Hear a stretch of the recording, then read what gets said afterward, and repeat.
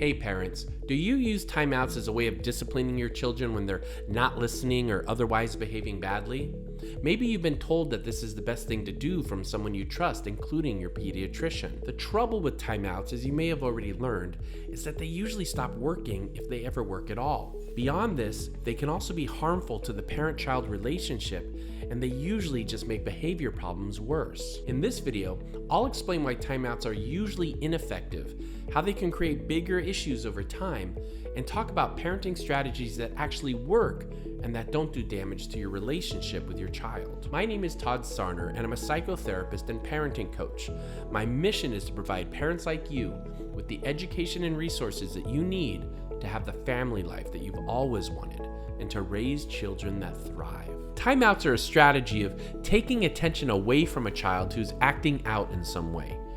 The assumption is that they're just trying to get attention with their behavior, and making them go to their room or sit in a corner by themselves will give them the opposite of what they're looking for and therefore discourage this behavior. Let me first make a distinction between what I consider a harmful timeout versus a non-harmful timeout. If you feel your child is misbehaving and you get angry with them and send them to their room and in any way make them feel like they're bad, they're not welcome in your presence, they have to go away until they behave, I would argue that this is harmful and it is also going to stop working over time. If, however, things are going wrong with your child's behavior and you just use a little space in order to reset the situation, to take a breath yourself, all while communicating to your children that everything's going to be okay, you love them, maybe we just need some space for a minute to reset things, I don't believe that that is harmful. Let me tell you a story about some clients of mine and their experience using timeouts as a way to help us understand the trouble with timeouts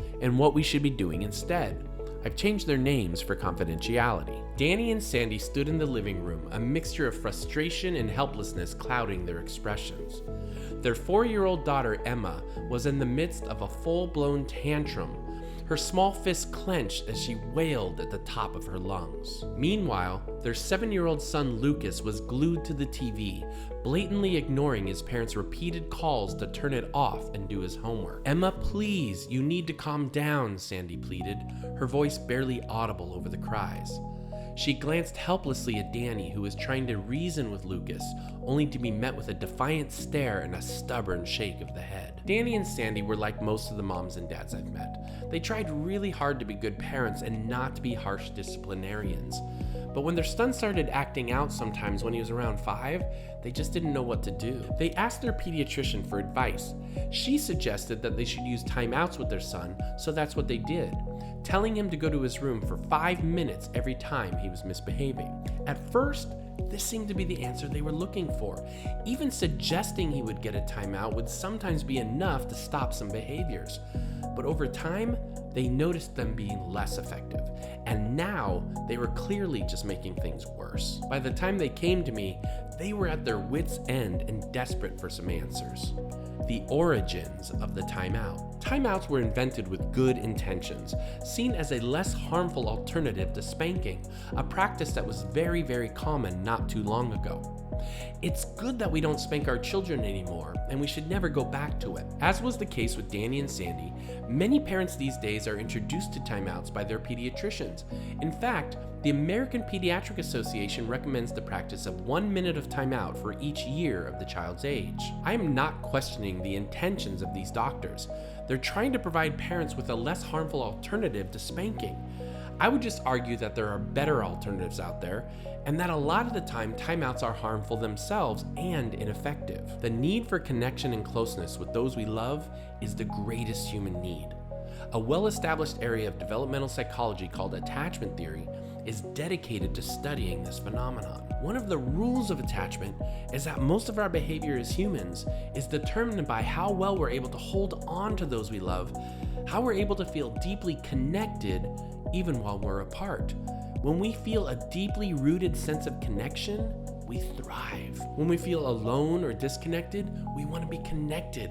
We don't want to be alone. At first, we'll seek positive attention from those that we love, and if we can get it, that's great. But if we cannot get positive attention, we might take attention any way we can, even if it's negative attention. The fear of separation, of not being connected to those that are most important to us, is so huge, so vital, that any connection is better than none. Children who are acting out are usually trying to tell us something is wrong. They might not even know what it is, but their behavior is an attempt to tell us. Usually they're feeling disconnected or struggling with some difficult feelings. Using separation-based discipline like timeouts can unintentionally communicate to a child that when they're in need, we will answer their pleas for connection with the exact opposite of what they're asking for. The reason timeouts can appear to work at first with some children is that for a child who is seeking proximity, they get very alarmed by the threat of greater physical and emotional distance. They'll do anything they can to stop feeling this alarm. What happened with Danny and Sandy is a perfect example. At first, this threat worked. Their son was so alarmed by the thought of having more distance from his mom and dad that he would usually stop doing what he was doing. However, as time went by, Lucas became desensitized to this separation, and he stopped caring so much because it hurt too much to want closeness and not get it. He started putting an emotional wall around himself. When this happens often enough, kids will usually turn to other people and things such as friends and video games or the internet to try to get their needs for connection met in a much less vulnerable way, a way that doesn't hurt so much. And when this happens, it's much more difficult for us to do our jobs as parents. Common objection number 1. Sometimes when I'm getting really angry with my child, aren't timeouts the best thing I can do? As I often tell my clients, when we're at the boiling point with our kids and not seeing clearly and getting really frustrated, it may be true that someone needs a timeout. It just might be us, the parents, not the child. Even if our intentions are wonderful, some of the discipline methods that we're being encouraged to use these days, like timeouts at times, can result in your child feeling like your relationship is not okay, that they are not okay. Common objection number 2. But I've been using timeouts and they work. Sometimes all I have to do is threaten a timeout and the bad behavior stops. I know that timeouts, even just the threat of them, can appear to work at first, but they will stop working over time as your children become desensitized in order to avoid the feelings and the hurt of separation. In some cases, this can cause real damage to your relationship with your child. Think about what would happen if your spouse threatened separation, like making you sleep on the couch every time you did something wrong. You might be motivated at first to shape up your behavior, but eventually, you'd probably become resentful and just stop caring. Naturally, the first question that I get from parents when I point out the trouble with timeouts is, so what should I do instead? Pretty much all of the content here on our Transformative Parenting channel is dedicated to proactive and relationship-friendly parenting practices that will give you much more specific answers to that question based on the actual situation. In the meantime, I've put together 3 tips for you. The first 2 are designed to help you avoid difficult situations to begin with. The third is about how to more effectively respond to difficult behaviors in a way that works and is not harmful to your relationship with your child. Tip number 1, always collect before you direct. Maybe the most practical day-to-day tip that I give parents all the time that really has the power to change a lot of situations for the better is what we call collect before you direct, a term I'm borrowing from my mentor, Dr. Gordon Neufeld. This is related to that greatest human need of connection. Kids have a really hard time maintaining a feeling of connection with their parents, and sometimes parents take that connection for granted, just assuming that their kids are feeling it. Taking the time to get connected with your kids from time to time throughout your day, especially in the morning or after school, or pretty much any transition time, should be part of the culture of your home and helps avoid a lot of difficult situations. Tip number 2, use structure and ritual during your day. Having structure and ritual and predictability in your family life is another top tip that I give parents.